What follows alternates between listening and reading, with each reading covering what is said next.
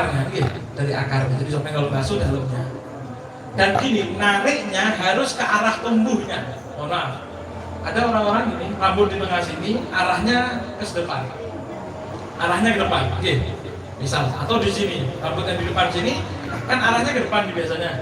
Lah, atau arahnya ke samping. Andai kata rambut ini ditarik, Beb, ini kalau rambut ditarik ke depan, metu, sudah di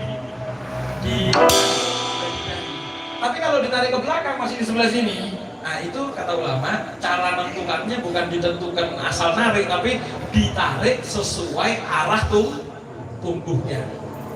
Berarti ketika rambut di sini arah ke depan, ya ditarik ke depan. Kan ditarik ke belakang tetap rambut masih di kepala. Nah, caranya nariknya harus sesuai arah tumbuhnya. Lah, mewakili kepala itu boleh dengan rambut walaupun cuma sedikit dan itu sudah sah, ya, sudah sah.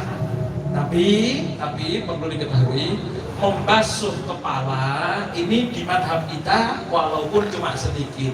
Tapi sebaiknya sunnah untuk dibasuh semuanya. Kenapa? Karena banyak madhab lain, diantaranya madhab Imam Malik itu mewajibkan untuk mengusap kepala itu tidak boleh sedikit, tapi harus semua. Bagaimana caranya? Caranya ini, tangan kanan dan kiri, jempolnya itu dimasukkan ke kuping, ke lubang kuping. Kemudian yang di jari-jari dari depan diarahkan ke belakang. Kemudian dikembalikan lagi. Kenapa dikembalikan lagi? Supaya bawahnya rambut itu juga kena basuh. Sunnah itu kan. Madhab Syafi'i sunnah jadi diseret. Kecuali orang yang gundul tidak usah dibalik, mungkin bisa tok seret hari wis. Dibalik kalau tak gunane itu gunane ya. Berarti bagaimana? Dikembalikan. Nah, itu sunnah. Kenapa? Karena ada ulama lain, madhab-madhab lain yang mewajibkan.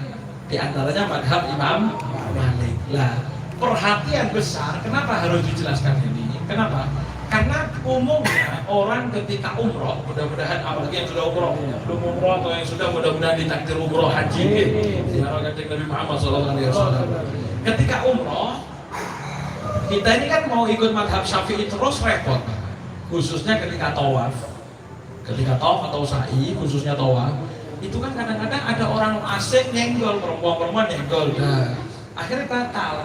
Sedangkan kita kan pakai ihram kebuka. Tidak bisa sampai mau pokso, tidak mungkin bisa repot. Orang-orang sana madhab lain kan tentu biasa.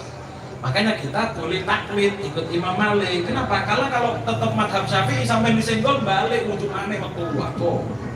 Balik lagi ulang. Tawafnya diulangi sedikit, balik mana? Begitu jalan berapa langkah, das, balik mana? Kuat. Kalau kuat monggo. Kalau tidak kuat, boleh ikut madhab Malik. Makanya itu kan ketika di bimbing menghaji KPIH kan dijelaskan. Kalau nanti batal, kesenggol, tidak usah mikir itu batal, okay? Karena itu ikut madhabnya Imam Malik, ya, madhabnya Imam Maliki tidak batal. Tapi ada perlu digarisbawahi, ketika kita ikut madhabnya Imam Malik dalam masalah wudhu, ya harus ikut semuanya, tidak boleh duku enak itu. Wudhunya Imam Syafi'i, wajib batal melo Imam. Ini karena tibi pak. Gimana caranya? Lah ketika ikut Imam Malik ya wudhunya pun ikut Imam. Berarti batalnya juga ikut aturannya Imam Malik. Lah Imam Malik itu mengatakan orang yang bersentuhan walaupun bukan mahram itu tidak batal kecuali kalau pakai nafsu. Ngobrol itu karpe dewe sama diutas, kita orang ayu. Busuk. Kan tidak batal karena pakai nafsu. Okay. Ada yang mengatakan tidak batal, walaupun nafsu tidak batal, yang dibilang menyentuh itu berkumpul, ya, tapi tetap haram menyentuhnya. Nah, ketika ikut batal masalah Imam Malik, perlu diketahui Imam Malik itu mengatakan wudhu itu ketika kepala bukan sedikit, tapi harus semua. Berarti kalau sampai nanti umroh ditakdir mudah-mudahan, gitu. Oh gimana caranya? Wis pokoknya mudah-mudahan umroh. Khawatir. Kalau ditakdir sampai ikut Imam Malik monggo, tapi ketika wudhu yuk ikut aturannya Imam. Gimana aturannya Imam Malik? Sampai wudhu madhab Syafi'i tapi pakai sunnah itu mesti sempurna Imam Malik.